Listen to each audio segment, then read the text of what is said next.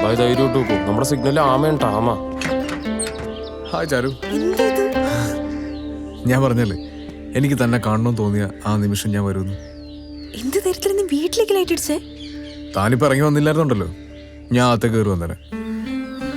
എനിക്ക് അത്ര മൊട്ടായിട്ട് നിൽക്കുമായിരുന്നു.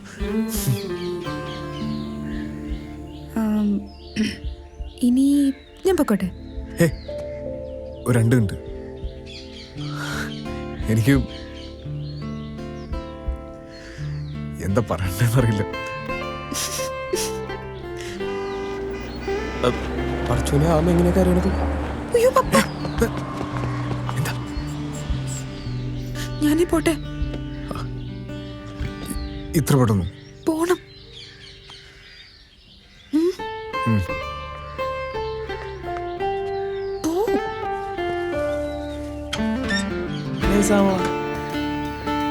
ഇങ്ങനെയൊക്കെയാണല്ലോ പ്രേമിക്കണം.